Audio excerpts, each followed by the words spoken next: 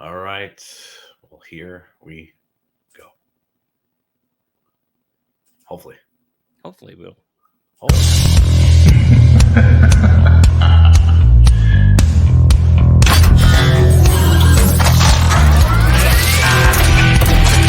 No, they can't get far. Escaping the realm of darkness, the paranormal guys are on a quest to find the answers to the hard questions of where the normal meets the paranormal, and the weird, and where the natural meets the unnatural. So grab your holy water, call your mama, and get ready for the Paranormal Guys podcast. All right. Hello, everybody. Today's date is May 1st, 2024. Happy May 1st. April showers brings what, Steve? Mayflowers. That's right. The Mayflower. Wasn't it no, where we all came from? The Mayflower? Well, supposedly. I don't That was know, like- but it brings Mayflowers. Spring is coming upon us.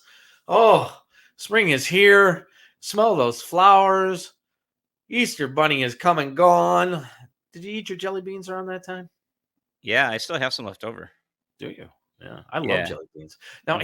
here's the question to you about jelly beans. Who is your best? Who do you get your jelly beans from? Is it like Brock? No, Jelly what do you- Belly. Jelly Belly? You like Jelly Belly beans? They're amazing. They're the best. Yeah, Sue likes. That's my wife. She loves the Jelly Belly beans, but I'm a Brock guy. You like it comes to Starburst jelly ones? beans, yeah. When it comes to jelly beans, Oh. or take for instance the Starburst ones. Starburst Yeah. ones are pretty good too. Yeah, I like them. Yeah. Yeah, those are tasty pasty. Yeah, those So, ain't do you ever put this is what I do. Okay, call me crazy. crazy. Call me a rebel. Tell but, me what you want. I take jelly beans and I eat them with like those Reese's Pieces. I mix them, I eat them together, and it's like a peanut butter and jelly sandwich. Holy sugar rush, dude! You ever do that? No, I never even thought of that. And there It's probably people are so listening going, "Are you good. serious? You never thought It's of it?" really good. Like because I don't know. I mean, you do that with jelly and peanut butter, and it's like having all kinds of flavors of jelly in the jelly bean with Mhm. a peanut butter from the Reese's peanut butter. And if you want to go crazy, get the Reese's peanut butter cup, and you get a Mhm. little chocolate in there. Yeah, no, now that you I'm gonna try that now. That's what. Yeah, try it and let me know. Let us It's know. real good. If you like Steve's idea for his ingredients, they'll make the best Easter candy by mixing Reese's and little jelly beans together. Contact Steve at gravesideparanormal.com. Call him crazy or call him a genius. It's up You to know that you. movie E.T. and Yeah. that little kid Elliot would put out the Reese's peanut butter, Yeah. right? If he That was Reese's Pieces, though. Reese's Pieces, that's the thing. Yeah, those little Reese's Pieces. Yeah. Pieces. Yeah. Um, Reese's Pieces. If he put out the jelly beans too, E.T. would not want to go home. No. He'd be like, "I'm staying. This is the best." I remember when those first came out, man. It came out It at was the the time of the movie 80s. E.T., I think 83, 84. And Yeah. everybody's like, oh my God.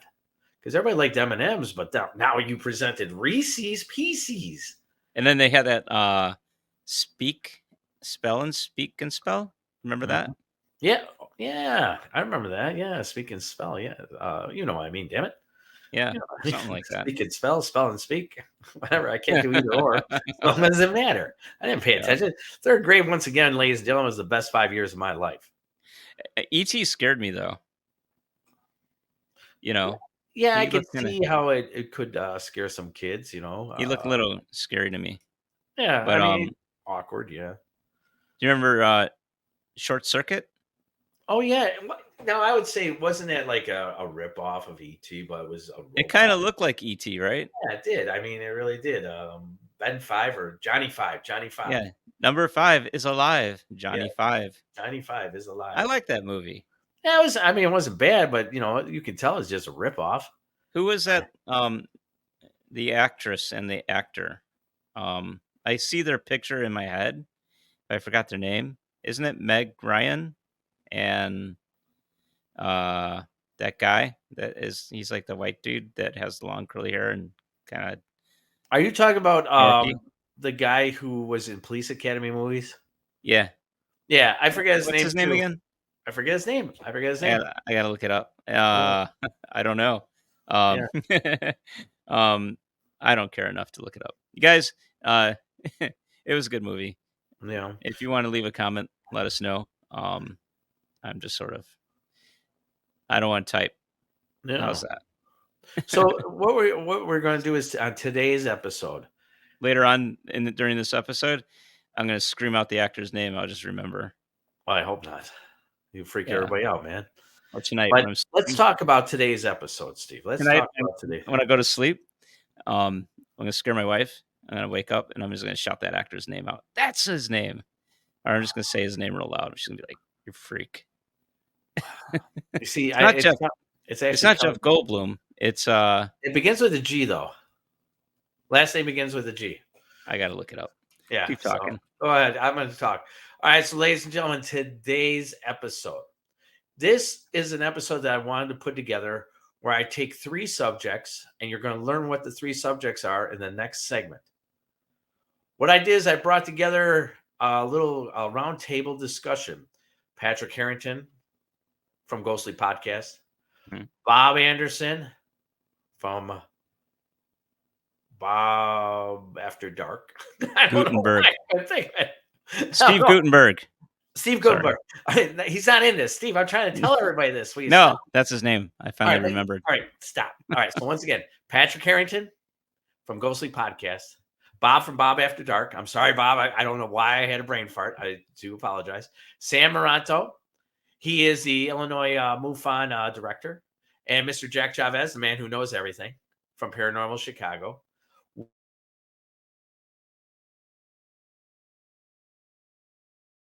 We had these gentlemen on, and we had a sit down of 3 subjects when we go ahead and progress into the next segment. It was very interesting. It was actually very long, and I loved it the way that people, it wasn't really a debate, but everybody had their opinions. It was really, really fun. I really look forward to it. I want to definitely do something like that again. Steve, didn't you have fun in doing that one? Yeah, it was pretty cool. It was a fun episode. What I wanted to start doing was I didn't think about it to the end. I think we all should have sung a little Backstreet Boys song. I should just start off, "You are," and have Bob, "My fire." We didn't sing. It would have been fun though. No, it's What a not. great opportunity to have all these people together at one time. Yeah. You know, it's I really like the personalities of each person. They're different, but they go really well together, kind of like jelly beans and Reese's Pieces. Yeah. Right. Yeah. Okay. All right. So we're going to move on, Steve. Okay. Do we got anything new coming up that we need to know about? Not at this time. No. But in very, very, very soon, the next couple of months, Neil's going to be announcing some things, or very, very soon on Graveside Paranormal on Facebook. When are you going to do it? When am I going to do it? You've been talking to me about it for a while now. Soon.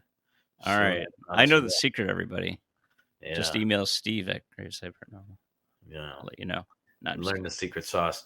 All right. So last time you did the news first, so I'm going to do the news first this time. All right. All right. Take it. So let's take us right into the news.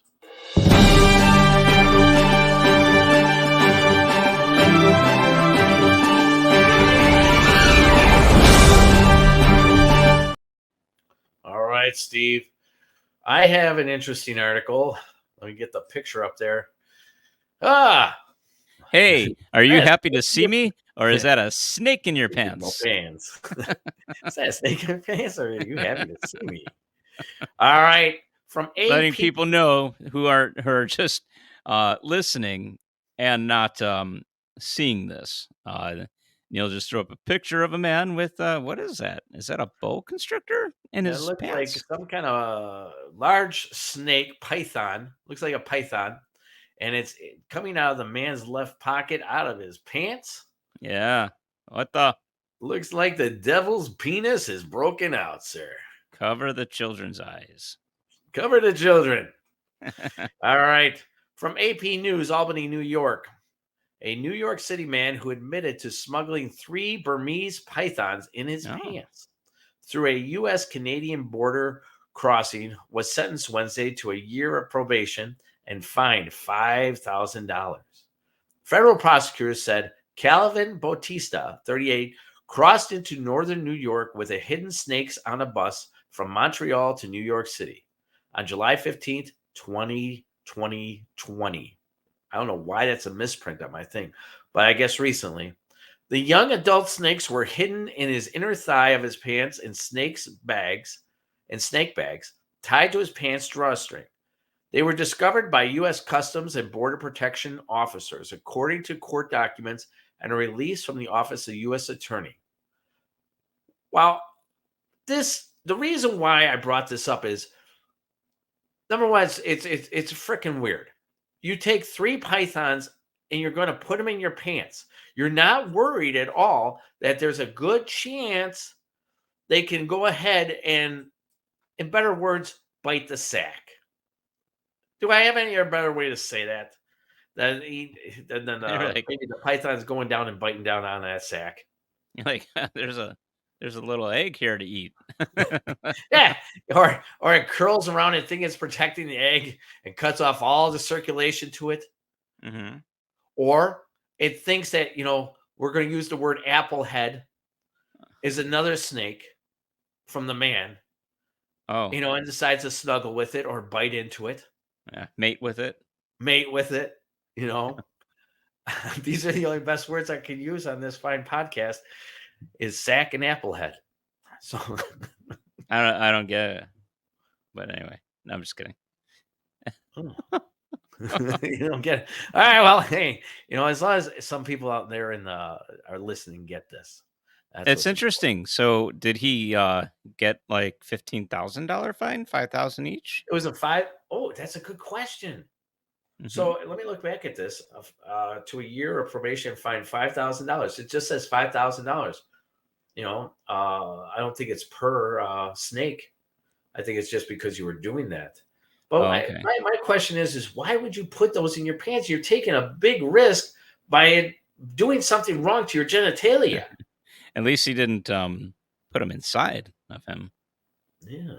Some people do that to like sneak. Hey, things in. man. Imagine that. Like, so how I don't know. their sensory thing is with their tongues, right? Yeah. So what? And let's just be honest. The butt is kind of warm. It might decide to crawl in. If you can't do it because you don't want to expose, though we use the word expose, that they're in your pants because you're going to get a $5,000 fine. Does all of a sudden this big head of this python just said, nah? Yeah, suffocate. I don't know, man. All I know is that I'm going to need me an X-ray. And you're going to have to help me out here. We're going to have to need a lot of KY to get that sucker out, I think. But that's just me thinking those thoughts, those crazy thoughts. And I try to keep it as delicate as I can on the wording. So I hope I did not offend anybody. No. I think You didn't offend. You didn't offend me, but I know I wouldn't offend you. So other than that being said, what's new with you? I mean, what's your news? I have a little story. It's in the fashion world. I never do anything about fashion, and so I thought I'd talk about fashion. But like a snake, it's fashion that has scales, sort of. So get this, a company called Felicimio. I guess they're a designer. They have created a sunfish sweater. How fashionable! How nice! Very sexy. Anyway, they decided that they wanted to make a garment that looks like a sunfish. And so the sleeves are like the fin, and the mouth is the neck, and the tail is the bottom of the sweater. For those who are listening to this, I gotta tell you, you gotta see it for yourself. The sweater Oh, that's pretty cool, actually. looks like a sunfish. Like a puffer fish. Yeah, and then it just is this real big, bulky body. Kind of takes away from the shape of the woman, though. I don't No, know. I think that's probably very comfortable on somebody. That's an interesting idea, but I have to say, at It first I looks thought like kind of like it wouldn't give you much maneuverability with your arms. I don't know. Can At you first, imagine trying to hug somebody with that? I wasn't going to wear one. I have to be honest with you. I I just got don't you think one. that's my style. That's I not my. bought you one. It's going to be here soon. Yeah. And I'm hoping that on our next podcast, you'll wear it for the audience. Well, is it a shark? If it's a shark one, I'll wear it. No, it's a I like sunfish. sharks. I And like. Felissimo was like, we really wanted to make a fish sweater. Yeah. And the only problem is that uh, we were told it was impossible, but they found a way. Hmm. Now, at Um, first, when I looked at it, Steve, I actually go back to that original photo, the original one first. So, once again, ladies and gentlemen, if you want to see some of these photos, go to our YouTube at gravesideparanormal.com. I mean, Graveside Paranormal on YouTube. Actually, a lot of our YouTubes, I think, fall on our .com as well. So, yep. I think you can go to those. Yeah. I actually thought that was like skin, like. Like when you have a carcass or something like that. Oh, I mean, it just looked kind of like that, the way it looks. it Like looks I like thought, denim, yeah, like I didn't like know dyed denim. what that I don't know. material was, but at first that's what I thought was like some kind of carcass. Like if it was like denim or something like that. So my opinion on it looks nice for the kids. I think it would sell it very, very well at some kind of uh, I don't know what's those words for those places that hold all aquariums. I think it would be great at Aquarium, an like the aquarium shed shop. aquarium. Yeah, like Shed Aquarium or something like that, an aquarium shop. But this little fella right here, not Hmm. wearing it, buddy. Sorry. You're not wearing it. Nope. Um, You first. what about a shark? I have to look at it first. You know. Are you Okay. going to pay me? Are you going to pay me to wear it? If you pay me to wear it, I'll wear it. I'll even wear that. I'll even All wear right. that. So, you heard that, Felissimo. If you want to sponsor the Paranormal Guys podcast, Yeah, Neil will wear your sweater. all day long. As long as you can reach out to us and give us a little bit of that advertisement money, Yeah. we'll wear it all Just day. send it at Neil at gravesideparanormal.com. Do not send it to Steve at gravesideparanormal.com. I want the money. I decided to do it. Give to Neil. Yeah, Yeah, you need to update your wardrobe anyway. I do. It's very boring. All right. Well, so next, ladies and gentlemen, we are going to have our roundtable discussion. Once again, I this is just really, really cool. We had a lot of fun doing this. We really did. Our good friends.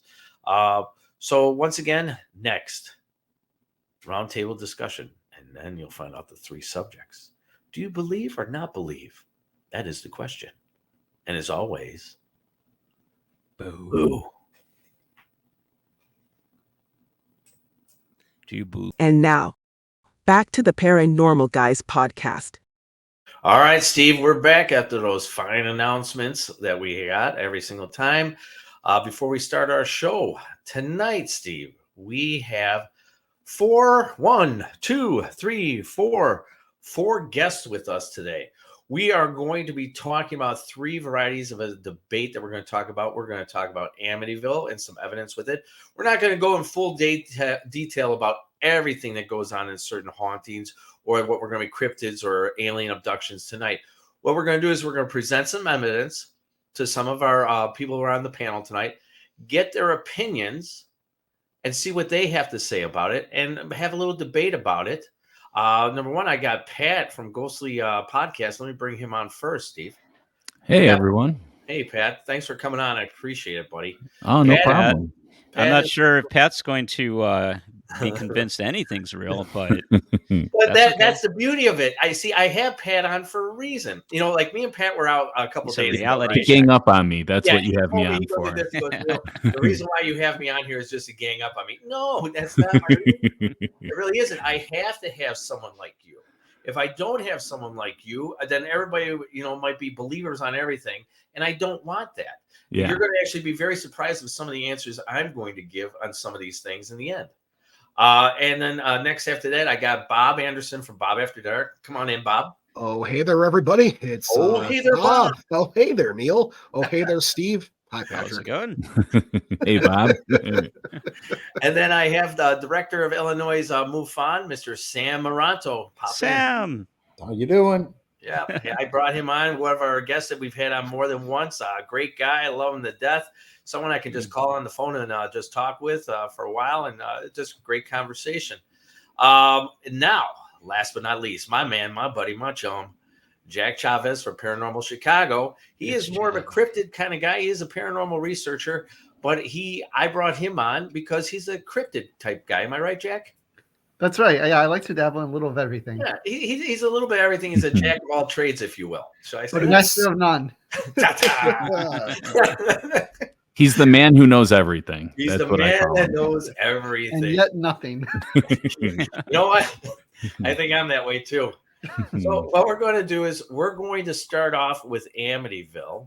Now, just so you guys know, this is Amityville. This was a picture was taken around the time while the murders. This was actually a photo that was taken as part of evidence from the murders that happened in Amityville. It's actually on November 13th, 1974. It's going on 50 years now.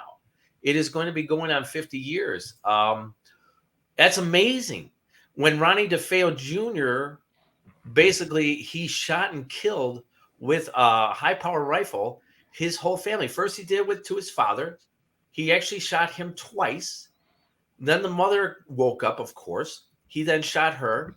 And then for some reason, he was able to go room to room to room and kill each every one of his siblings, but they were all laying on their stomach when they died. There was like no fighting or anything like that was going on with these murders that happened. He did some time. He died about maybe 18 months ago in prison. I remember the news story came out that he died in prison. And what they say is 1 year later, the Lutz family came in. George Lutz came in. And they only stayed there for about 28 days. They said that all these paranormal things were going on. A screen door ripped off. One of the his stepdaughter, said there was a thing called Jody the pig. They said there was a lot of paranormal things that were going on. The wife got slapped inside the sewing room. He would then also get very, very cold. He always had to start a fire to stay warm. The son was very traumatized. The stepson of George Lutz was very traumatized from these things that were going on. Is it a true or not true story?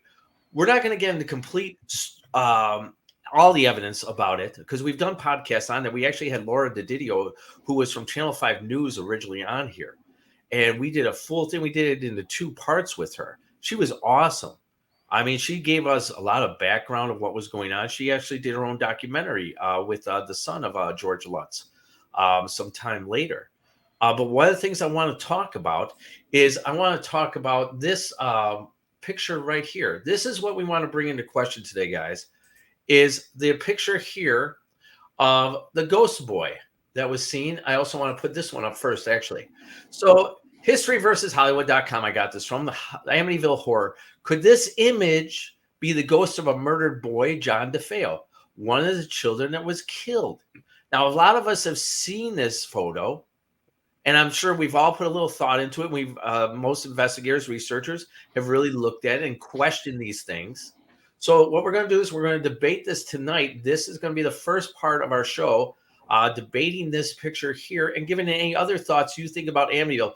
Was it haunted? Was there some kind of entity in this home? Bob from Bob After Dark, Mr. Bob Anderson, we'll bring you in. Why don't you tell us what you think? So the entirety of Amityville, I believe on, but this one photo I know is completely bunk. Okay. They've proved that people have proved it time and time again. It is a false photo. I will say it's my favorite paranormal photo of all time. Sure. It's probably the most circulated, spiritual photography you'll ever see ever in your entire life. There's no question about it. And I would say that Amityville's probably top 3, paranormal stories in America. So I'm not going to say nothing was going on at Amityville, but that one particular photo, no. And there's somebody in this chat right now that's going to lay down facts better than me. So you guys are just going to hear it twice. So I'm just going to say I'm going to agree with everything that Pat says. And I for the one photo, but I do have my own personal story about Amityville, if I may share. I brought up before, I asked the chat before Jack got here, he had to get the hamster fed to power the generator to run his computer. Because fun fact, I don't know if you guys knew this about Jack, but Jack's writing a book. And Jack doesn't write a book by, normal modern electricity like us. He actually writes by gaslight. Yes. And wow, shots fired. I love Jack. Jack will be the first person to tell you. I'm not lying. I'm not. I live in the middle of nowhere, so what else do I use?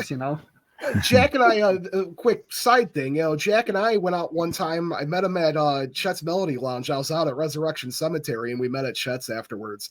This was like 2019, and this man pulls out a flip phone, and I never, ever since then, I just never let it live him down. But anyway, Mr. Paranormal Investigator doesn't live in modern phones technology. are back though. He's just ahead of his time. Hello, Moto. Jack's trend setting, man. And spoiler alert, gaslighting. Yeah, that's ahead of his time too. Oh, the maybe I'm actually EMP. living 30 years in the future.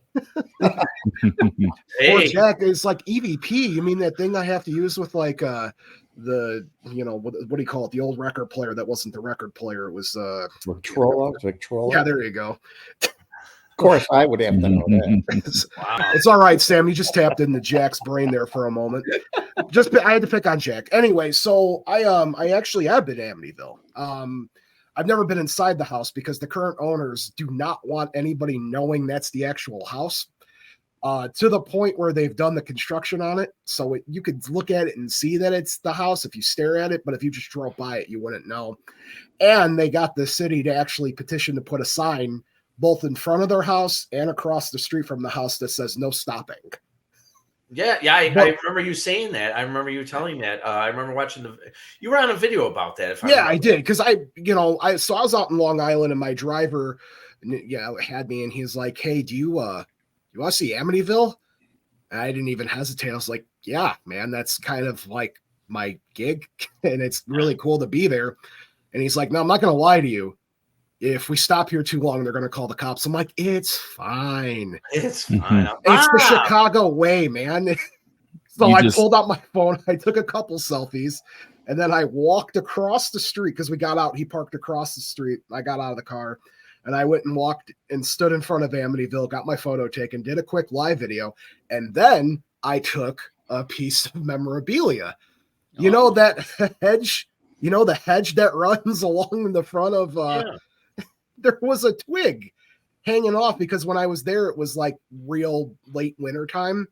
So there was no real greenery and the twig was dangling off the side of the shrub. So I took the twig and my life's been downhills ever since. So I guess the so good curse of Amityville has followed me ever since, but ask me if I'm going to return that twig. Are you going to return the twig? No, I'm not going to return the twig. How many people could say they have a piece of Amityville in their collection? Hey, you told me to ask you. Exactly. Yeah. You told me to ask you. I think it's definitely a vibe there. I mean, people that listen to my show and maybe your fans that don't know me know I'm on the believing side of things, but I'm a skeptical believer. There's certain things I need to have proof. I'm not just going to walk into everything and say it's haunted because then I'm going to end up like another person that studies the paranormal with black framed glasses, but I won't mention his name. Not everything is a ghost, So, but you're talking about Steve? No. Anyway, so long story short, as far as the Amityville as a whole, there's probably something going on there, but this one particular photo, I'm going to call a complete bunk on it. Mm-hmm. All right, we're calling bunk on that for Pat. Bob, sorry. Yeah. I was going to say, so Pat, next. Okay. So I'll present the photo to you, and let's give it right here. Can you leave it up for a second? Yeah. That is a gentleman by the name of Paul Bartz. He was an investigator working with the Warrens, and he is wearing glasses and kneeling. and it is a long exposure, so that's why it looks kind of creepy-ish like that. Okay. It's been debunked. People have, they've even come forward with that. Paul Bartz, I believe, actually came forward with it. The whole Amityville haunting thing, I mean, anything that had Ed and Lorraine Warren attached to it, to me, is debunked. They were famous on telling people what to say about certain things, and they were actually hired by the defense attorney for DeFeo. No, Lutz.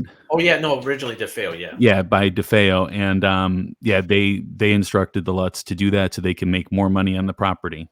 Mm-hmm. Now, I remember Laura talking something about that because there was much speculation about that. If this was all engineered earlier, the whole 28 days, why would... but that goes into the question also about the 28 days. Why does somebody leave a house that's full of groceries inside of it? It's inside the refrigerator and this and that. Why would someone leave that? It's a lot of money. A lot of money that they could get for it. But anyways, the picture itself, Paul Bartz, you can look him up. He has confessed to being the person in the picture. So here's your Paul Bartz right here. Yeah. That's the man in the middle right there. Yeah. Okay. All right, we'll get back to him in a minute. He looked like he wants to kill the lady in the picture. Look at that again. Lorraine Warren? That's Lorraine Warren. Yeah. Look at that. Go back to that picture. Go back to that picture. I think he's got a little DeFeo stare at her. He's kind of got that DeFeo thing going. Yeah, that's a look. The other guy too. Anyway, so I got a question for a friend. I'm asking for a friend. When we die, do we still need glasses? That's a good question. I hope not. I've never seen a picture of a ghost with glasses before, and all of a sudden we're supposed to expect that picture is a ghost. Yeah, and that would be the first time. I don't think you need glasses when you die. Or clothes. Or what? Or clothes? Clothes? Yeah. Well, I mean, now hold on. I mean, if you're a nudist ghost, I mean, some people should. I have to just say, but if it's a residual haunting, more than likely they have clothes. Wouldn't you agree, Jack? Well, even glasses then too, right? Correct. Right. Yes. Yeah, I agree with that. I agree with that. All right. We'll see. So, Jack, I'm going to present that to you next. Once again, here is the photo, my friend. What do you think? Yes. And just be honest. Yeah, I gotta agree with everything that Pat said. I mean, that is I know that's the first time, right? Yeah, it is. That is Paul Bartz, and he's a paranormal investigator that worked with the Warrens. And as soon as the Warrens are associated with anything, I find it really hard to believe anything that comes out of them. I mean, they were scammers. I mean, plain and simple, they were scammers. I would say Ed was definitely a scam artist. I don't know if Lorraine was a scam artist. I think she bought into what Ed was telling her, though. Oh, you know what, Pat? Of course, you and I have to disagree again. No, I think there's a lot of when these families, not just the Lutzes, but later on when a lot of the families are interviewed, they always put both of them together. They do. I think they were, even Lorraine was really after the money. They wanted the attention. They wanted fame. They wanted the money. And a lot of, you got to remember too, for Amityville, a lot of what the Lutzes said and what's in the book, I mean, they just don't line up. And Christopher Lutz has changed his story numerous times. So I think this one could honestly, and unfortunately, I think this one could easily be debunked. Okay. All right. So you believe that picture is debunked, but overall, do you think that there was some kind of haunting that was going on in the home? I don't think so. Because not only were the Warrens after fame, but the Lutzes, they just, I don't know if they were after fame necessarily, but for whatever reason, they wanted the money or they wanted to just get rid of the house. They didn't really care about anything else, after that. Pat, if this was your show, you would be getting, all those things for the skeptic thing today. Oh, yeah. All these votes right now. I tell you, you'd be doing really good at your show right now. Well, I didn't, when we actually did the episode, I I came out against. I presented all this evidence, and people still voted that it was haunted. So Right. A quick fun fact about Amityville. So there were other people that investigated that location that weren't the Warrens, and one person that was in there, and I read an interview about them. This was a while ago. It was a magician, and the magician went around the house and was able to pinpoint everything that they were able to capture on camera as an illusion that he knew himself. Yep. Wow, that's wild. All right, so it takes it to Sam. Sam, what do you believe about this fine photo right here, sir? Well, when I looked at it initially, I found it. I first of all thought you have reflections. You could see the glasses. Then Paul was there, wasn't he? So, and he, I think, didn't even have his nephew there that day. I think so. Yeah, He I had think his so. nephew there. Okay. So, and then he did come out admitting it. And I'll be doggone, there's a lot of similarities in what it looks like, and it is a longer exposure. So, of course, I would love to comment by having the actual photograph. I am a photo analysis for MUFON, one of six. You know, Mark D'Antonio, you've seen him on tons of show, Mark D'Antonio. But there's six of us to do that. And that, of course, is, as Pat said, Paul, more than likely. So what about the whole thing of the haunting? Haunting, it's a hell of a book, great movie, enjoyed it. I think I had somebody hit me in the head with a bottle of, or not, a can of beer while I was in there. Had a good time. But My definition and your definition of fun are two different things, Sam. Pardon me? I don't know. Depends what you were doing before. Could have been having your head smashed in by somebody else and it interrupted it. So look at it. There's different ways of looking at it. Wait, it was a great movie. I enjoyed it. The book was good. The storyline, all that, it's great fiction. But as far as the haunting itself, and by that time I was actually involved with a major investigation, which involved the paranormal, but also stretched over into areas of murder and some other things. That was very frightening. Yeah. It never made it to be a book, but it was wanted it to be a book. But besides that, no, I had no involvement or understanding with the Warrens and communication. So I don't know of anything great. And I'll take everybody else's word on it being nothing more than a damn good story and a horrific murder. Oh, it was totally horrific. But the question is about it is that, the murder itself, that's what the real weird thing is, how none of these bodies were moved. Yes. They were all laying on there are those attributes that cross over to something very weird. Now, was there something going on in that house beforehand? I guess the usual stuff. What was it? A burial ground, Indian burial ground, which it wasn't. Yeah, no, it was. It was because all of the whole area was because I did the interview with Laura Didio, and that was actually one of the questions that we talked about. It's America. So a lot of Native Americans are spread out throughout all of America. So yeah, more than likely in those areas, especially around near Let's Home, there are probably people buried underneath the ground. Doesn't mean people croaked everywhere. Dinosaurs, or Native birds, Americans, chickens, yeah. Chipmunks. No, maybe one of Jack's relatives. Never know, man. You never know.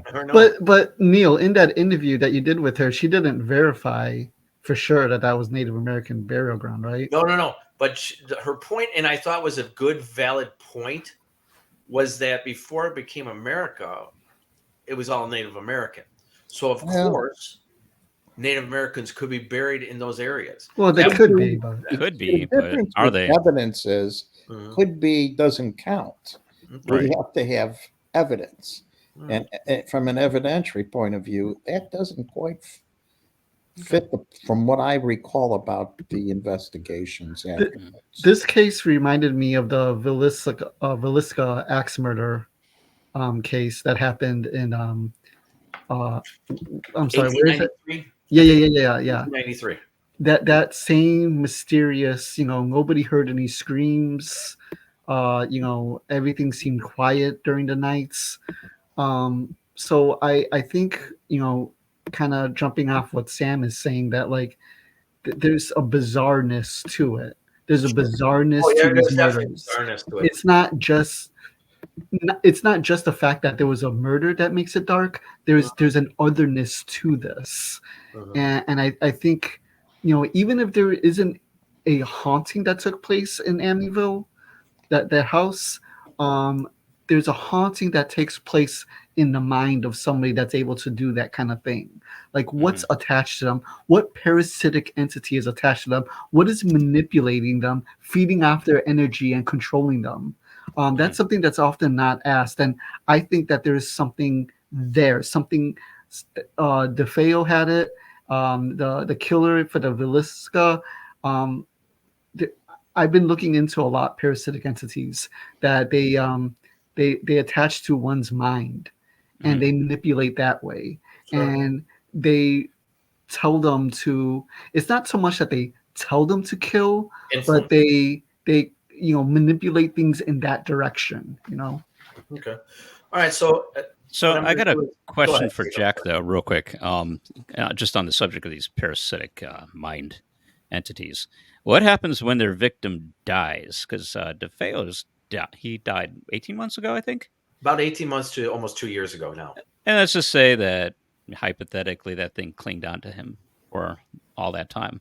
What happens to it when the person dies? Yeah, I don't know if they either like find something else to latch onto, or like when an insect is latches onto another insect as a parasitic entity, what happens to it? Sometimes it dies with the host, or sometimes they have to jump off and they find another host. Well, usually they do that for means of reproduction. A parasite will. We were talking about parasitic mind-controlled mantises the other day, and they do this where they bring the mantis to water, and the whole thing is that they reproduce in water, so they bring their prey, they mind control them by increasing the amount of dopamine and somehow lead them to water, and the whole point is that they then jump out and they join this big party of reproduction in the pond. And I'm curious, maybe that's what's going on, because these things latch on to people for a reason, and I don't think that they lead them to death or to kill other people, to kill the host. I think they want to survive somehow. So here's the thing. They're feasting. Well, it could either be for reproduction, or they use that emotion as fuel for themselves. They're literally feeding off of emotions. Maybe, yeah. A very good point by both of you guys, actually. So that's going to leave me at the end of this, and I'm just going to give my little 2 cents on it. So the original picture of the supposed ghost boy of one of the DeFeos, I want to take you to the original picture first. Let's pull that up. So I want you to look in between the little guardrails, okay? I want you to look in between it. You're going to see that there's a shirt back there that is on the day of, is very resembling to this. If you look at that, look at him right now. And then we go ahead and pull this back up here. You can see where the lines are. They're going up and down, left to right. Does everybody see that? Yep. Plaid shirt. Yep. So I really believe that that's a fake photo. It's not that it's a fake photo. It's a real photo, but it's not a ghost boy. So I agree with each and every one of you on that. But here's my 2 cents on what was going on. You had a tragic murder that happened inside here with Ryan DeFeo killing his whole family. So what happens is you're going to probably get residual hauntings that are going to happen inside the home. That's my opinion. You're going to get it through traumatic and dramatic things that happen within the timeline. And there might be things that are going to be happening inside there That's my opinion on that part. Do I know the extent? Could it be some kind of strong entity inside there? Unknown to me. But I do believe that after the fact of a murder, something traumatic like that, something could be happening. I don't know if you guys agree or not agree, but that's my thing on it. And at the end, me and Steve talked about it, and we noticed that what was his name again, Pat? I forget it. Paul Bartz. He has the same shirt on. That photo was taken on the same day the Ghost Boy picture was taken. So, and if you look at his hair as well, look at the way his hair is in this photo right here. If you look over his right eye, the way it is swept over, it is the same one right there over the right eye, as well as the shirt being seen. So that's my 2 cents on it. Steve, did you have anything? What do you think about the Topa effect, Neil? Given all the attention that this case has gathered throughout the years, do you think that there could be a sort of a psychic manipulation creating a situation in Amityville? Sure, anything, those kinds of things I believe that they're very real. Bob, I don't know if you want to give your 2 cents on that, but I believe that there is a such thing as a Topa effect. The more we put thought and speech and talk about things, we give it energy, but it also has to deal with, I believe Topas work best on a thing called ley lines. What do you think, Bob? I don't know about them being ley lines. Anything in the world of the paranormal, ley line, anything can tap into that. I know people that are practitioners that will only live on what they would believe is a ley line because they use it. So a tulpa, in my opinion, it's not relation. A tulpa, in case your viewers at home don't know what a tulpa is, the idea is that it's an entity that you put so much thought and energy into a certain thing that it takes form of that certain thing and you more or less create it. The invisible friend ghost, as I like to refer to it as for easy terms, could be very well much be that could be going on in this house. I would argue that if there was evidence, use that term loosely here, if there's evidence going on in the house prior, then the tulpa effect wouldn't make sense. Now, if there was still things going on in the house now, which I'm not privy to knowledge if the current owners have any, if anything's going on in the house now, if something like that was going on now, I would say definitely either tulpa effect or whatever. But we don't have that. So if I was to say what is exactly haunting this place, especially during the time of the case, if there is a haunting, it's definitely something of a parasite, right?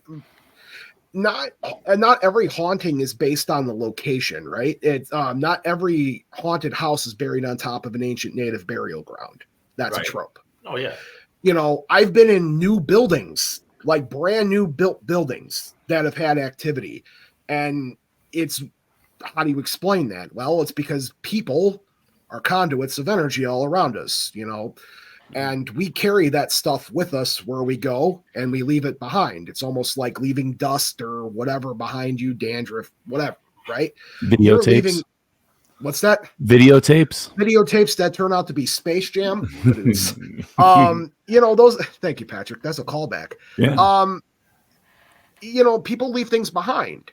When you leave a room, I'm what you would call an empath, right? So I'm able to read a room. Well, when you read a room, I can tell you usually pretty well spot on. If somebody leaves a room, they leave that behind. I'm like, man, they had a really bad day. You leave that energy behind and eventually it just kind of collects.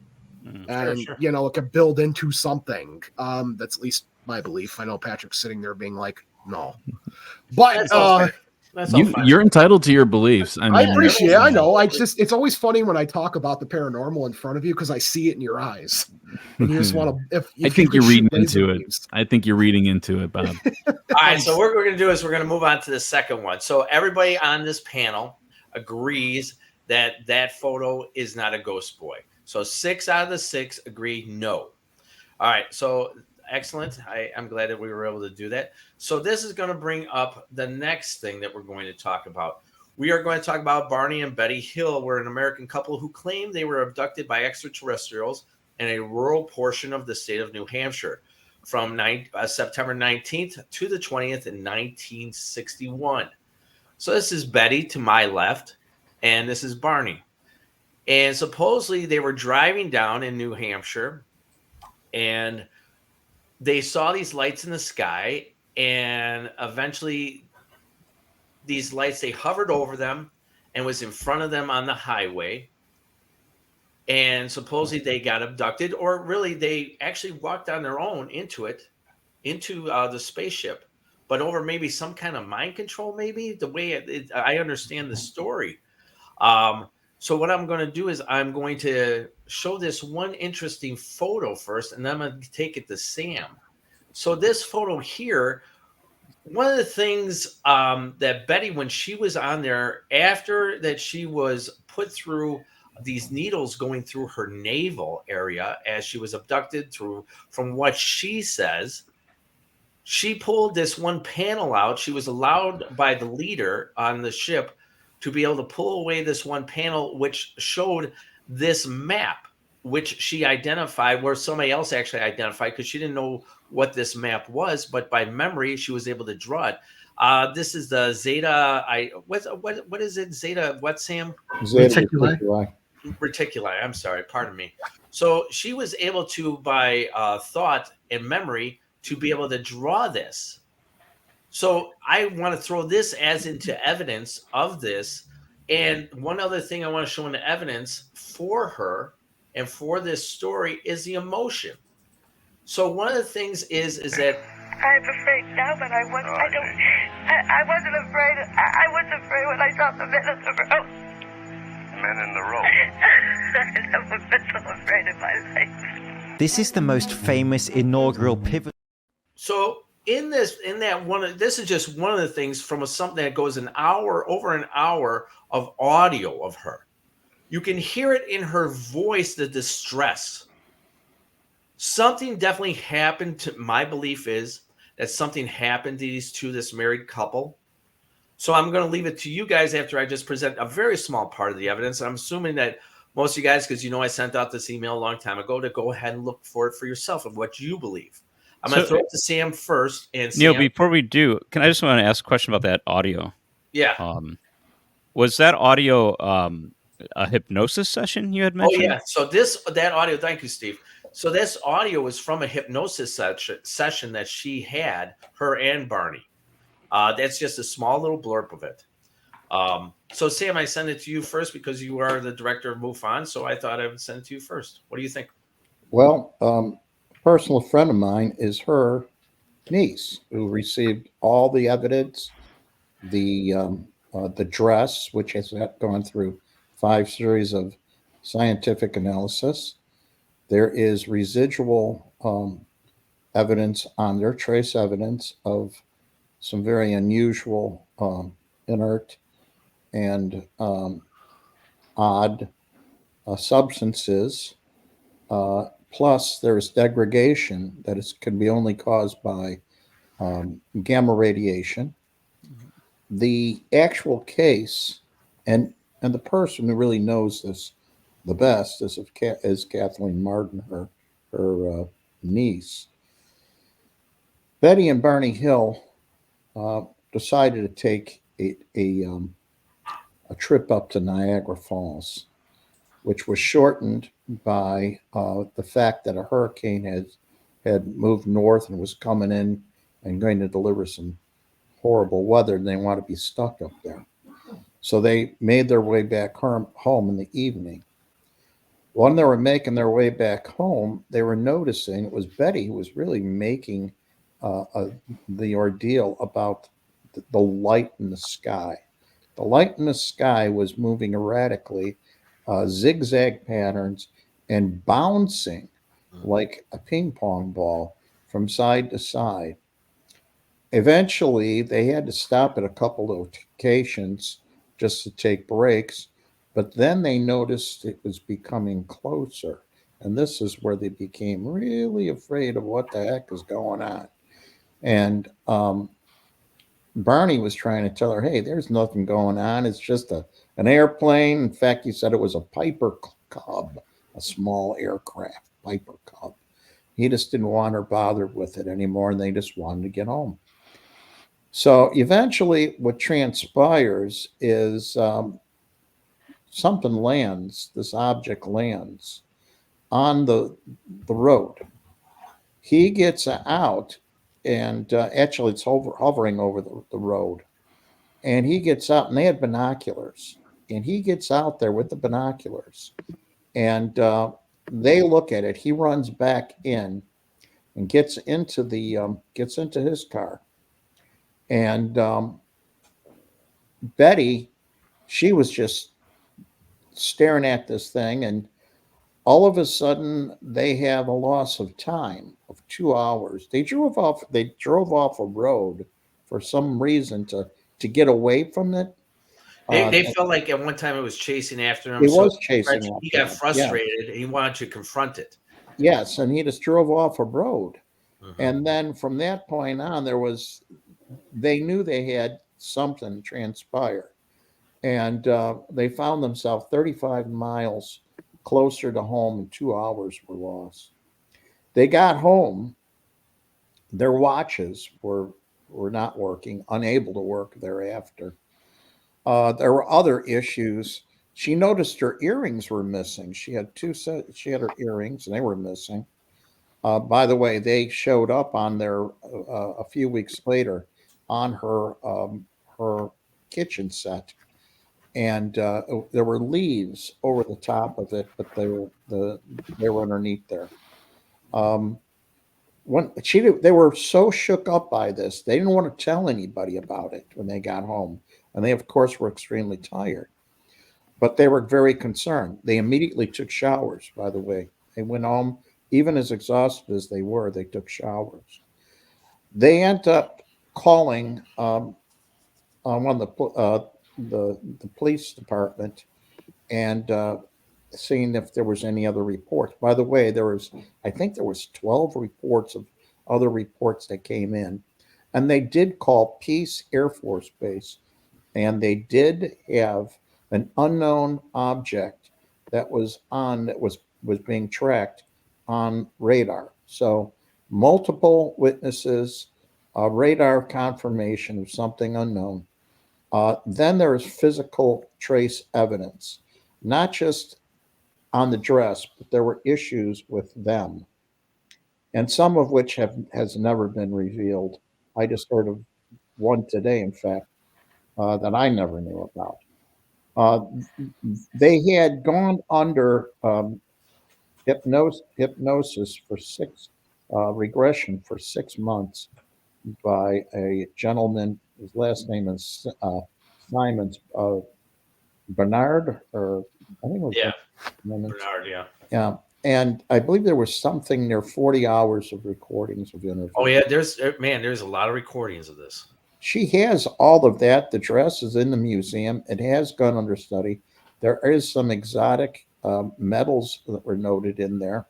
As far as the map of Zeta Reticuli, that actually was drawn by her, and the discovery as far as what constellation it was or where it would be at was a woman by the name of Marjorie Fish. She assembled a 3D composite of it. And from memory. And the funny thing was, there were a few of the items in there. I believe it was 3 stars in that constellation that weren't even discovered until I think it was 1965 or 66, some years afterwards, when it comes to that constellation Zeta Reticuli. Now, my question to you though, Sam, the story itself, because it's such well detailed, do you believe that picture that was redrawn, or in the 3D thing, like you said, from that lady, do you believe that the story has credibility to it just because of that, or do you believe there's credibility to the story of that picture alone? I don't hang my hat. First of all, you know me and belief. Jack knows about that. Yeah. I don't do belief. Evidence speaks for itself, or you get enough, it talks for itself. Points, it points it in the right direction. Look at it like a crime scene. See, I believe, how would she know that? She was a social worker. She was a social worker, and her husband was a postal worker. They Right. were very active, involved. Here you have, there are two people that really didn't want to come out with the story. It's bad enough being a biracial couple in September 19th, 1961. And they were very active in the civil rights movement. And Right. He was. Yes. he actually held a post at one time in the NAACP. He died real young. I think he was only 46 years old. Yeah, I think he had a cancer that he died from. I think he had a cancer. So that's mainly the thing in question is, me personally, just because of her voice and the way that she does, if anybody listens to the audio, the stress and his stress where he's screaming and this and that. He almost ran. I think he almost ran out of the window or something. Oh my God! He was really shaken up. And in one instance, she was so bad they had to break her out of the. At least one incident. There were other things, other physical things that transpired. There's many things clearly out of the norm. And the other thing is, much of this being noted, documented. Kathleen, strangely enough, she says, I'm the one that put the thought in their heads to go to up there to Niagara Falls in the first place, because she was up there a couple of months beforehand with some other relatives. She was 13 at the time. And but she remembers that, immediately, the next day or whatever, her mom getting the call from her that she had to explain, she had to tell somebody about it. So they went over to the house. They were very shooken up about this. This was, they knew something extraordinary had happened to them. Their car had concentric rings on the back of the trunk where these unusual sounds, they were hearing these sounds when the object was getting closer, as if something was hitting the car, but it seemed to be emanating from the area of the trunk. And there was these unusual concentric rings. And no one had the state of mind to have that car analyzed during that period of time, or at least even take photographs, but everybody who knew them seen that, and that those rings were not present prior to that. So there was many, many, many more things. This is just not even scratching the surface. Right. See, and that's why, like when I told you, we're going to just talk about little subject matters about each and every one. We're just going to debate it a little bit. So just like Amityville, there's a little bit of evidence.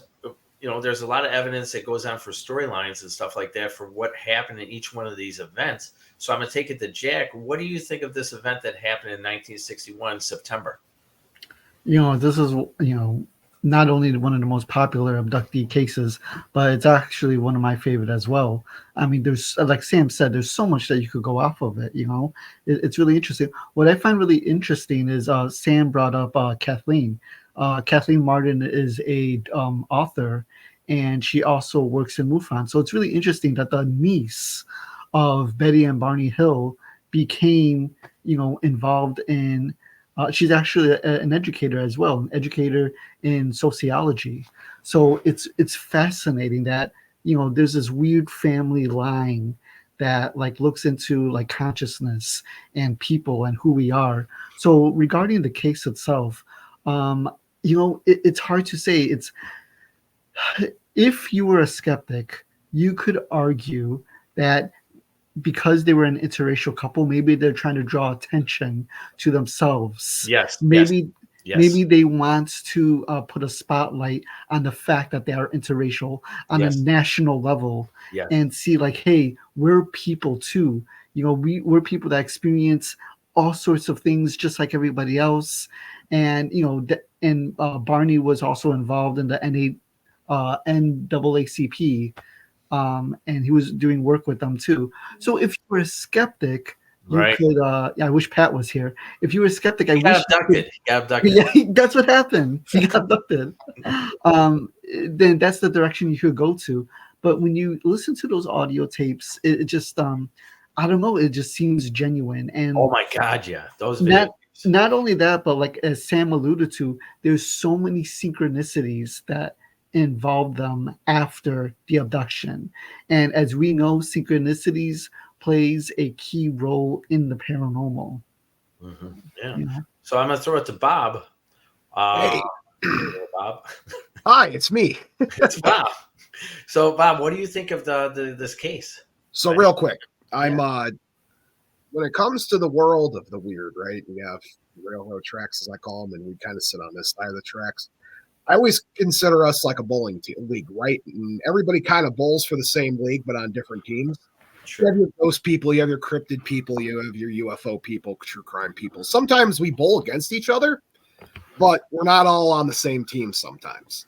Okay. So with that being said, before I give my 2 cents on this, I want to just stress that Sam is definitely the expert in the room when it comes to this sort of a thing. That's why I welcome him in. I will bow my head to Sam and say, I'm not even going to, there's nothing I could say that would, he's the expert in this situation. If he went with me to the, to go on a case with the Bell Witch, I'd probably be the guy.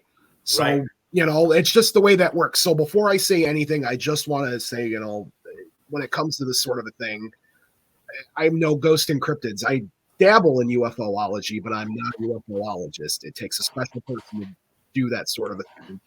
But when it comes to investigating extraterrestrials in that sort of like world, it takes a special person that understands the science behind it. And because that's like so close to real science that I don't even like to call it a pseudoscience anymore.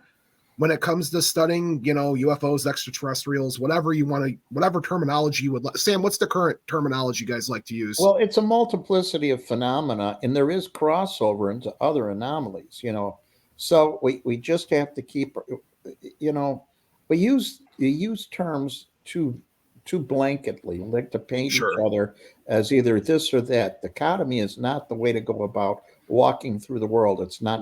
It's neither gray nor black. We aren't either skeptics or believers. The bottom line is we all live in the same world. We have a hard time accepting things because it hasn't been delivered to us properly, the information. And it's just a matter of communication. And we need to establish that.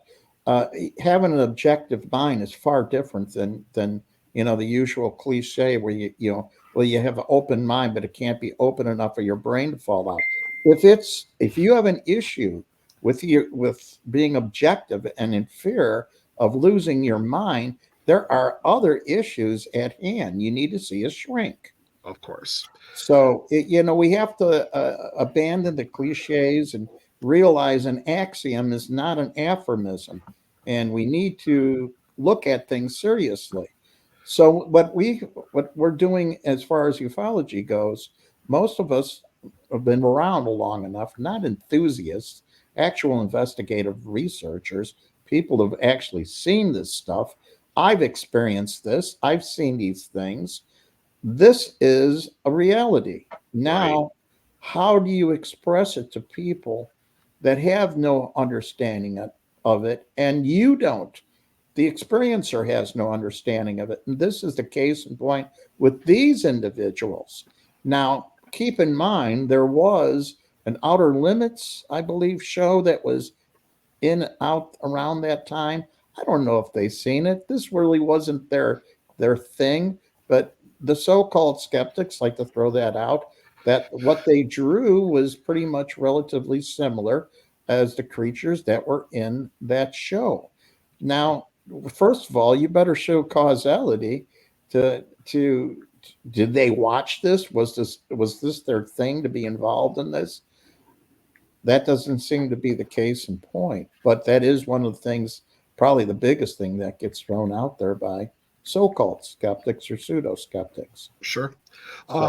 So as far as me is concerned, when it comes to a UFO thing, I'm going to stick with an eyewitness report. I'm going to take an actual feeling from somebody, because you can't rule out eyewitness encounters. You can say that there's a reason why they're having that encounter. You can say that there's motives behind that encounter, but you can't rule that stuff out. No. And I deal in hours and hours and hours a week of going through paranormal anomaly, EVPs, etc. That is, in my opinion, at least if it's not in the top 10, it's in top 5. Top 5, top 10 most believable eyewitness testimony I have ever heard. The fear in that woman's voice. Yes, yes. It, even if you were to say you were a stage actor, let's say that was your thing, but she was a social worker, right? Let's say you took years of acting. To get to that level of acting takes a lot. I agree. And what I find, what is so as far as the picture is concerned, I'm 100% behind it. But what I want to touch base on the one thing about that tape that I thought was so fascinating. I know we're talking about the image, Neil, so I am trying not to derail too much, was when she said, I saw the men in the road. Right. I saw the men in the road. That's what got me so, and she's like, I was afraid of the men in the road.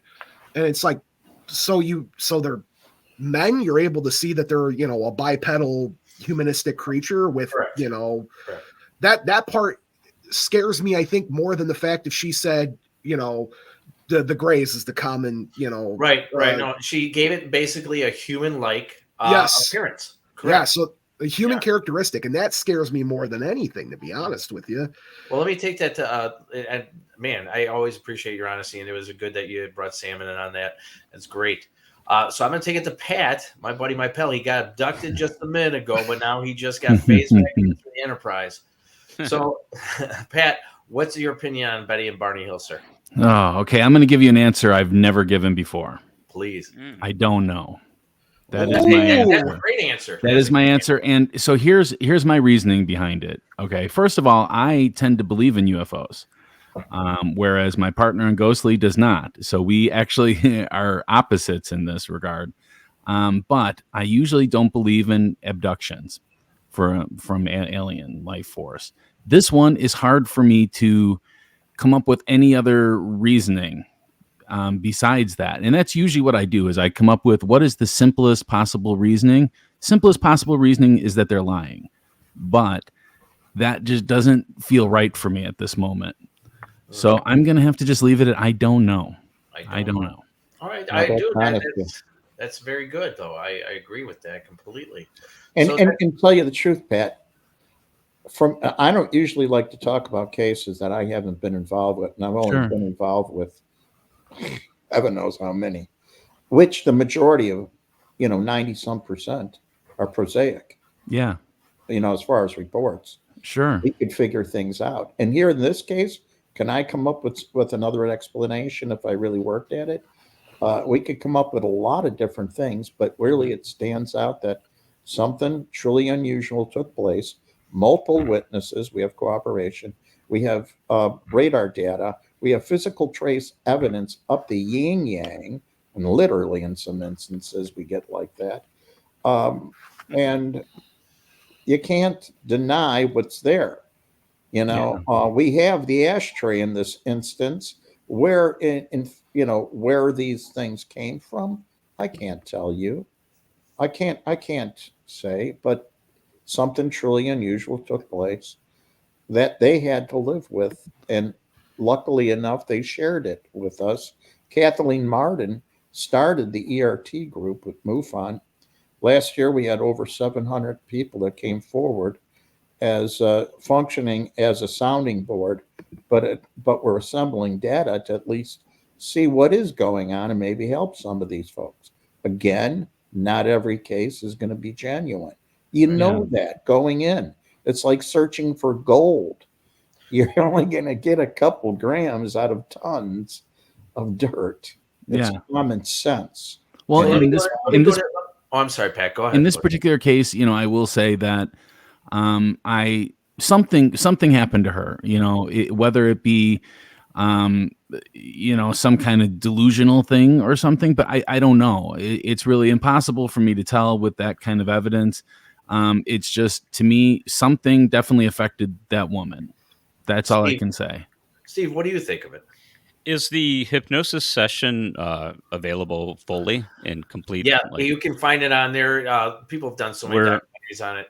The whole induction and yes, and all that. Okay, cool. I want to listen to it. I haven't listened to it, but I do know that through hypnosis you can introduce Sometimes unintentionally, you can introduce some kind of like illusion in the mind. You Mhm. could create a memory. So you could create emotion as well. And I do agree that the emotion is palpable in that recording. But is it is it hypnotically induced? Is it? I don't know. So kind of putting my Pat hat on, like that, Pat. Yeah, I'll Pat give Hat. you, yeah. So looking for something to be skeptic about, I do know that something happened. I also know that this is 1961. You said 1961, September 19th, 1961. right, and we've talked about MK Ultra, mind control, Right, we've talked and about that. experiments and things like that done. Is it possible that this wasn't an alien abduction story, but a MK Ultra mind control experiment? And was the hypnosis session that we're listening to part of it? Induced. Who knows? I mean, you could. I believe, and I kind of like playing that word now is kind of like I know what Sam's talking about with belief. We want to go down the evidence trail and see what is most likely. So if we talk about Occam's razor, uh, you know, at the time we have mind control experiments going on. We have a hypnotic session. Same timeline, around the same timeline, exactly. And Can I? Oh, go ahead. Mhm. Sorry. So there could be something there. But was it aliens? I want to say yeah, but Well, the it could physical, be and it could not.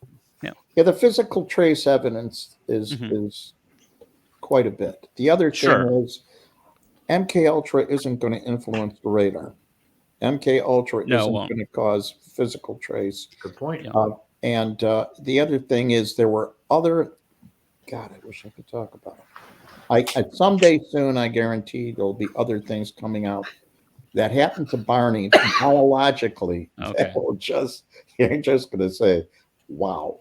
It would have to be really orchestrated. It would have to be much more than just like a mind control thing. There would have to be a lot of pieces moving together, right? Like for the physical evidence and everything. I think me and Sam are gonna have to go to lunch this week. The government wouldn't orchestrate something like that, though. So Jack had something you wanted to say, and then we're gonna move on to the third one. It should be noted that the hypnotherapist that conducted these sessions was Dr. Benjamin Simon, and he actually said afterwards that he said that Betty and Barney Hill, they experienced something traumatic, but it wasn't no aliens. So it's really interesting that the hypnotherapist was skeptical of extraterrestrials and the paranormal, but he didn't believe. So like if people are gonna say like, oh well, maybe he lured them into that that mindset that it was something, extraterrestrial, but it doesn't seem like he would do that because he didn't even believe in that kind of thing. Right. Nor would he, because Right. if you want to stay in your field in 1961, you better not even mention that. You would have been outed. You would have been tossed out. In other words, he's saving his ass. We know all that. Okay. The world was different than what it is today. Oh yeah, definitely. So, All and right. it's still tough today. All right, thank you guys for all your answers on this. What you believe, what you don't believe, or what you look for. What does evidence Neil at. think? What does Neil think? All right, so I'm gonna be honest. I always usually am. Is that I believe, kind of like you, Steve, something definitely traumatic happened to these two. I understand where Jack's talking about, because I actually thought about how skeptics would believe, were they trying to find light to light upon their subject of being an interracial couple, and they were trying to get popularity for it. I don't think so. I really don't think so. She was a social worker. He was a postal worker.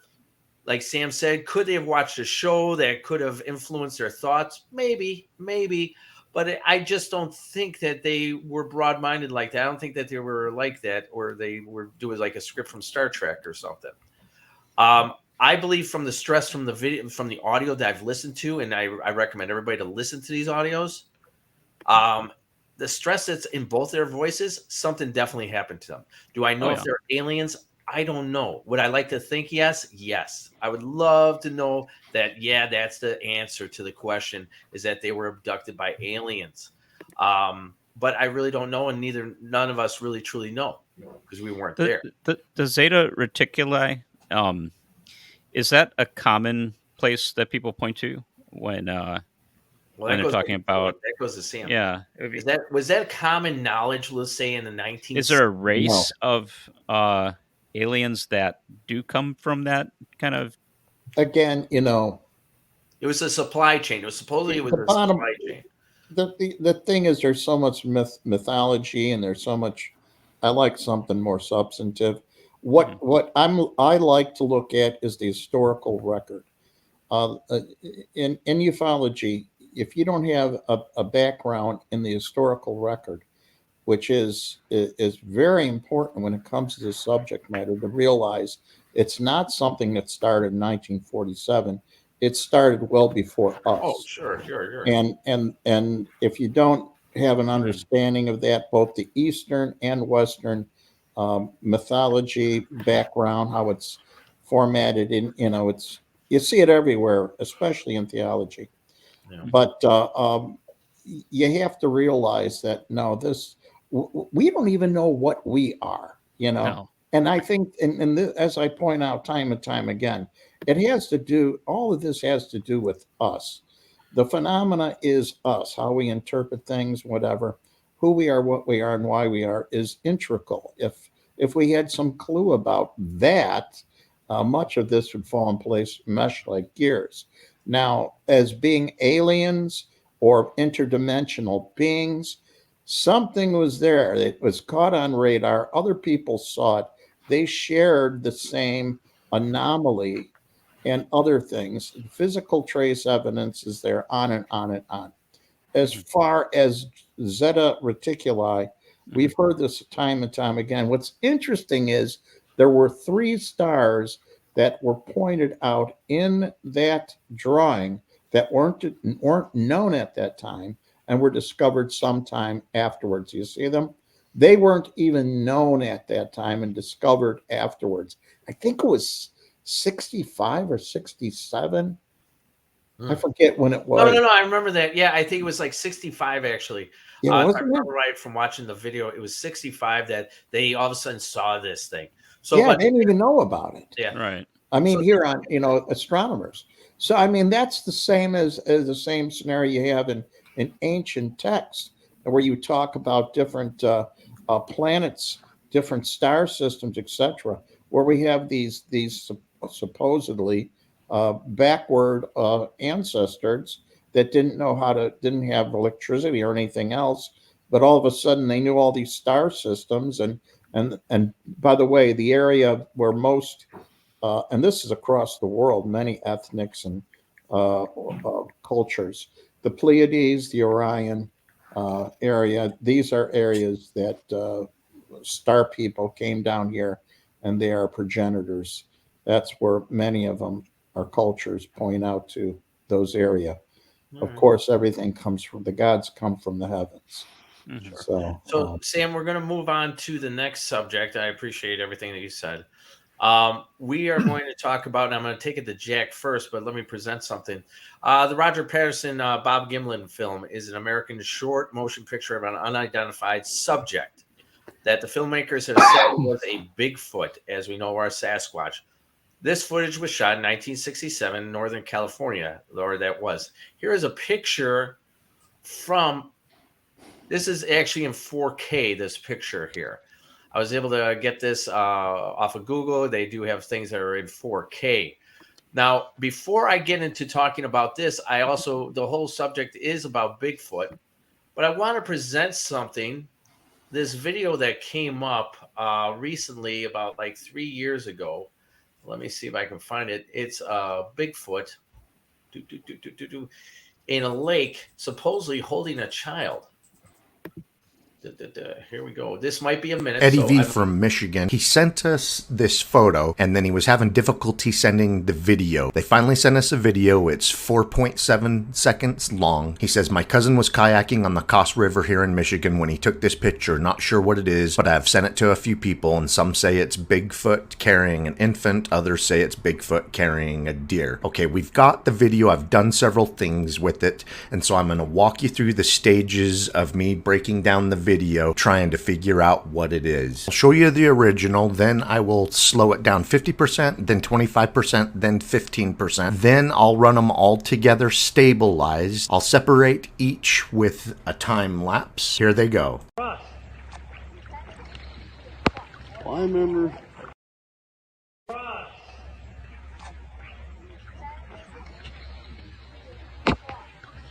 I remember.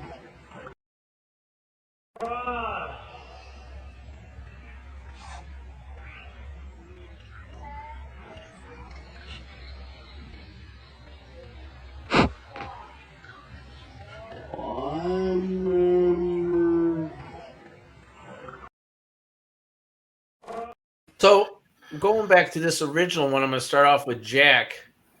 As you know, tell us a little bit about this film, and do you believe that the original one from Patterson in 1967, do you believe this is a true photo, sir?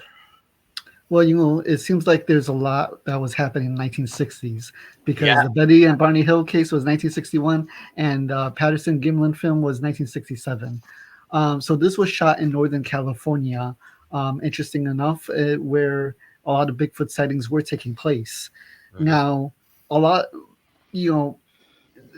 it's hard to say because Patterson said that he was on his way to go Bigfoot hunting, and conveniently enough, he comes across this a Bigfoot and he records it. So that right there is like, oh, and it's such a good video, isn't it? It's been analyzed over and over by professionals, and people say that you could see the musculature, you could see the way, the gaits, the way it moves. Yes. You could even see breasts on this creature. So all that combined, this was 1967. There is a and you also remember that Planet of the Apes was around that time. Yes. But even even the monkeys in Planet of the Apes didn't have this good of costumes. Nope. This is a great costume. So it's one of those things. Just like a lot of these other videos, I think it's important that we archive it. We keep analyzing it. Recently they came out with a stabilized version of this film, and it gives you a better look. Uh-huh. So I think that's what we need to do. And just like the other one that you showed us from Michigan, we need to archive these. We need to analyze them. And if we can't come up with an answer, maybe another generation will. But I don't dismiss this video. I really don't. Even though it was weird that Patterson said that he was going to go look for something and then something was there. Yeah, exactly. But but then again, it just, you analyze it and like you could see all the minute details for a costume that they didn't have at that time. Interesting. Now throw it to Bob. Bob, it's not the Mothman. It is Bigfoot.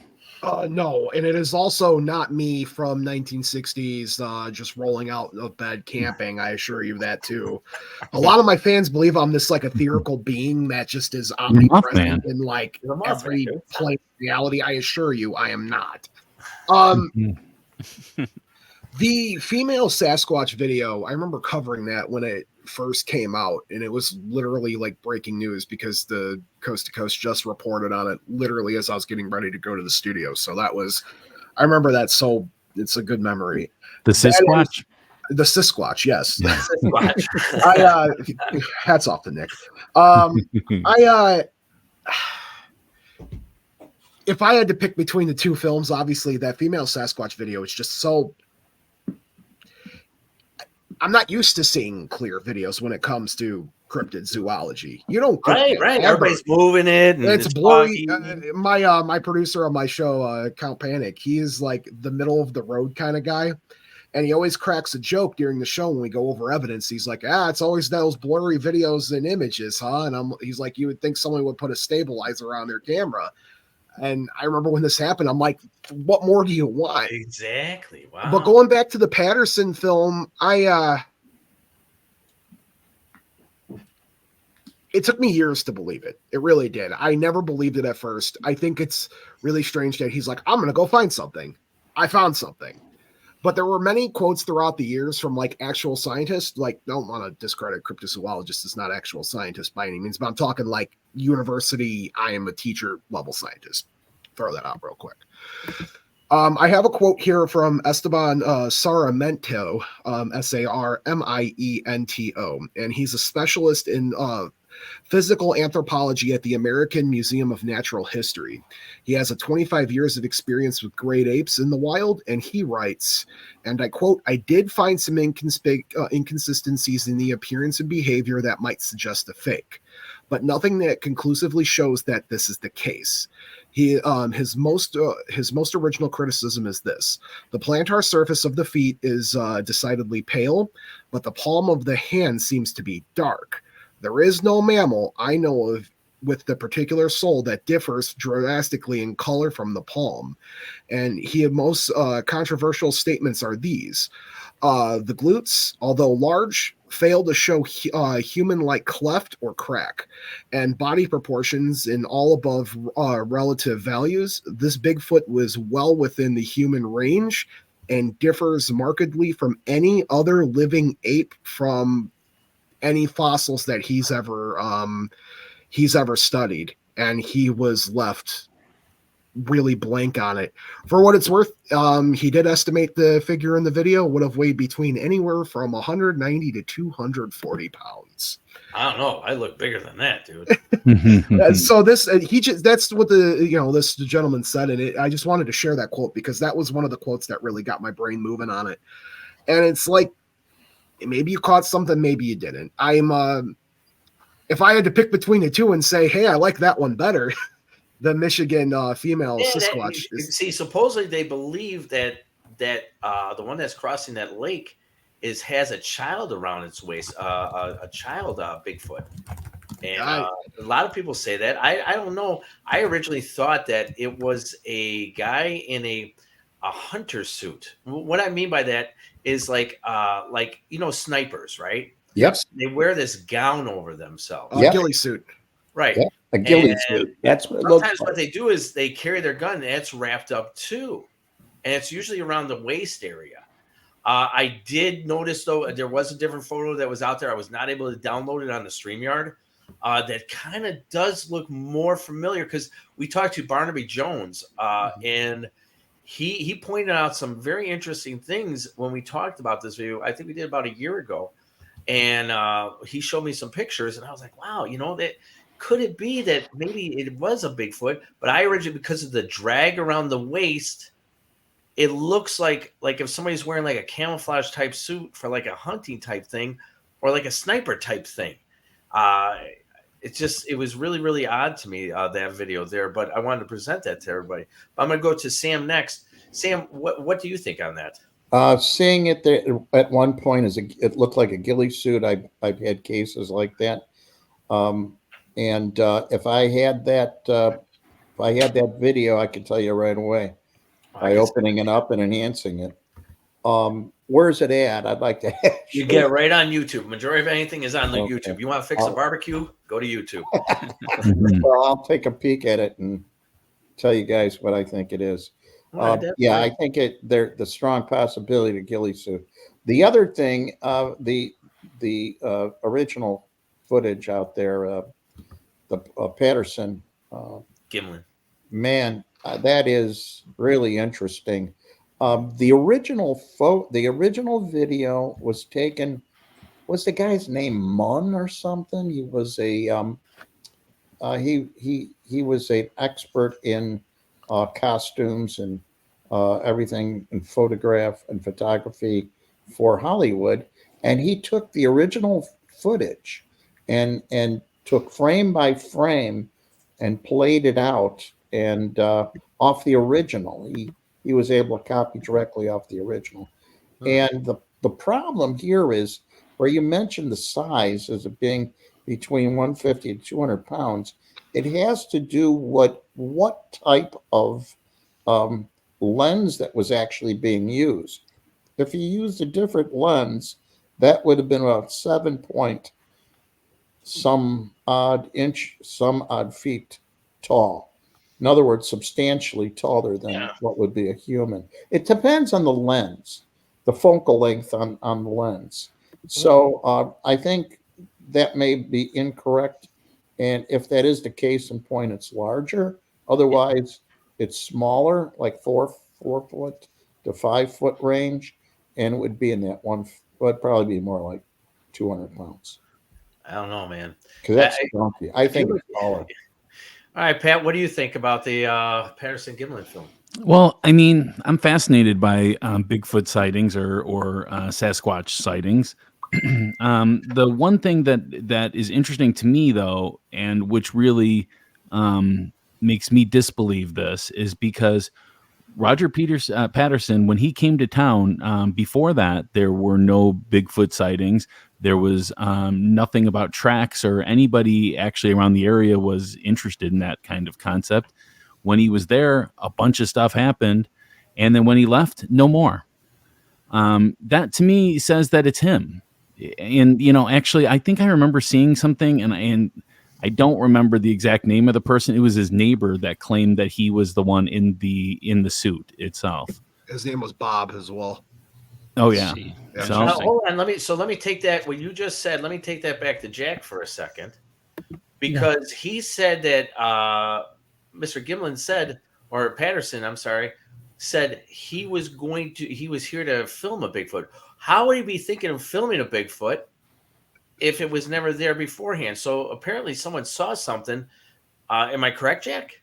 Yeah. So, Pat just mentioned that it wasn't until like Patterson got there that all the footprints started around that area. So that's what some people say, that Patterson got into town and he faked the footprints. But then there are other people that have said, no, those footprints have been around since before Patterson got here. They've been around this area for a long time. I mean, you look at Northern California in general, California in general, there's all sorts of Bigfoot sightings in that area that goes back way before Patterson, that goes back before colonial times. California is actually ranked, what is it, number 1 or 2 in the country for Bigfoot sightings. Okay. So, I do believe that Bigfoot, if real, has been around that area for a long, long time. Yeah. Well, I also feel that the video is intentionally done in a grainy, kind of blurry manner. Neil, you did a great job enhancing that particular photo, or getting an enhanced version of it. Personally, no. Yeah, but the video itself, very blurry. And I think that that's intentional. I don't know. Well, the other video to me is a lot more clear, but it's not zoomed in enough where I can tell if this is, a ape-like animal, or if it's just a person. It's really hard for me to tell. I understand that, but remember the year 1967, everybody's holding those old cameras that you took on your vacations. Yeah. And those are the type of cameras. They didn't have like the iPhones nowadays, don't get me wrong. I know there's people out there who's always moving their cameras and it's foggy and blurry, like Bob said. But taken fact is that when he did this, he was steady-handed. He was using a film from 1967, a camera from 1967. So, it's not going to be a perfect of filming. So it is going to look odd. If you see any old photos from people going into Disney World back in that era, it's probably going to kind of almost reflect the same kind.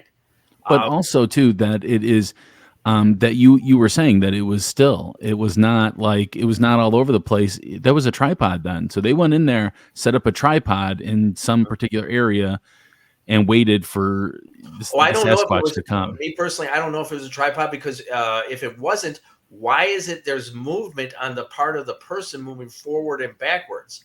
He was running towards it. Yeah, he moved He was towards running towards it. Yeah. So the one thing I do want to point out about this picture here, look at the size of the hamstrings on this thing. It's huge. I mean, they're freaking huge, and they align perfectly with the buttocks. Yep. I mean, it's just. Hey, stop looking at his butt. I know. Okay, Stop, Neil. Stop. Right. But I had to. So you have to see. Look at the proportion. How it's proportioned. The waist. How that's proportioned. Like Jack told you or told us, is that around that era was the same time of Planet of the Apes, and they were the best way of making the suits back in the day. How is it a normal guy who was a sort of pseudo adventurer, made this? Look at that face. I mean, you would kind of see, since this is in 4K, I don't think they thought about, like if you see like a Batman movie or something like that, to put the black around the eyes and stuff like that. I don't know. And look at the nose. The nose is big and fat and distinct. Also, look at the sagittal crest on the top of the head. Yeah. The bigger the sagittal crest, the stronger the jaw muscles are going to be. And Bigfoot has to, he has to have a hearty meal. So, yeah. You gotta have a hearty meal. The one thing I want to point out about this particular piece of evidence is this is obviously the most famous piece of Bigfoot media that's ever existed. Every piece of Bigfoot stuff of any cryptid, I would say. Probably, yeah. I mean, that's the Bigfoot pose. You go anywhere that's Bigfoot memorabilia, that's the pose. Sure.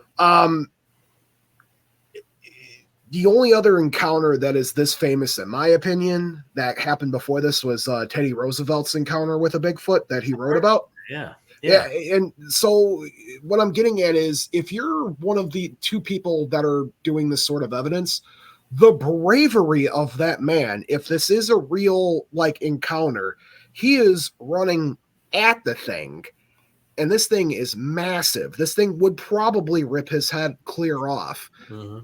So that's where, if my skepticism was to come in, that's where I would be. Unless I'm packing major heat on something like that, I'm not chasing after a giant gorilla that's going to rip my head off. Yeah, you wouldn't do that to a grizzly. I wouldn't know exactly. And Teddy Roosevelt, very good point. Very good point. I don't think I would either. I don't think I would. Teddy Roosevelt wrote in his stories about his encounter with the Bigfoot. He was out camping with a mountain man, and Teddy Roosevelt was not one to be trifled with. That guy, he hunted everything. In fact, the guy even went and hunted trying to prove that cryptids were real just so he could say that he killed one. But he was out one night and with a mountain man by the name of Bachman, Bauchman, and he said they were sitting around a campfire, and Teddy Roosevelt was startled, and he wrote about it in this book and said, Bachman, that bear is walking on hind legs running at us, and they hightailed it out of there. And if so that's where my skepticism just kind of comes in, right? Sure. It's the 1960s, Planet of the Apes is out. It's the nuclear age where we have a lot of sci-fi movies coming out. If I'm in 1960s, and even if I'm a journalist and I see something like this, yeah, I might try to capture a video or photo from afar, but I'm not going to go chasing after the thing. There might be more than one. I can get overran real easily by one, let alone 2, 3, 4 of a whole pack. Jack, what's the proper term for a pack of Sasquatches? Is it Sasquatch eye? It's Sasquatch. It's many Sasquatch. Many Sasquatch. Thank you, Jack. Sasquatch I always make up a different one. word every time, but man, imagine it. So that's where I have to draw the line. Yeah. If this guy runs into a group of them, he's lunched and dinner. Yeah. So, Steve, what do you think? What do you think of the Bigfoot? Kind of, I don't know. I mean, part of me feels like it's, someone in a suit. I've got questions like, those are some pretty big. Can you bring that picture back up? You were looking at the butt. I was looking at the boobs. Imagine you looking at the breast. No, I would imagine like they'd be flatter. Those are pretty round and global. No, like they're pretty. I don't know. Let's They're take it off. pretty. Matt. They're kind of They're really pretty. They're really very pretty. intense for you. Those breasts. They're pretty hairy too, but You like it like that, huh? that's a lot of detail for a suit. And honestly, if I had a suit like that and I knew I was going to play a prank, I couldn't help but laugh as I'm filming it because, like, no one's going to believe this. Right. But running at it doesn't make sense. I wouldn't run I at it. agree with Bob, and I agree with you. I wouldn't. Yeah, And are they would like be a banana? I mean, I would, but that's just me. But maybe because of the boobs, he ran for it. You know? I think If this was a ghost, I would run towards it, but yeah, I wouldn't run towards an ape-like creature like that. Hell no, Yeah. hell no. Jack would. I know Jack would. Oh yeah. Jack No would. problem. He would be like going right straight There'd be at it. another kind of video if Jack caught it. We'd have to go to a Jack- special site for that. But Jack would be that one around the lake. That was Jack around the Bigfoot of the lake.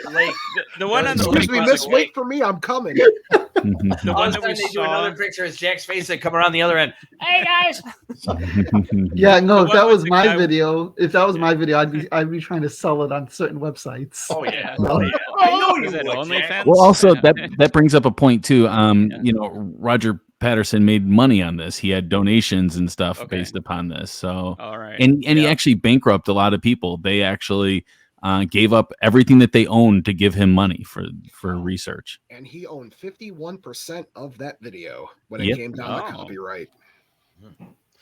All right. Well, guys, I want to thank you very, very much for coming on tonight. I appreciate it. I put out this thing about, I think in December, to see if everybody would jump on board.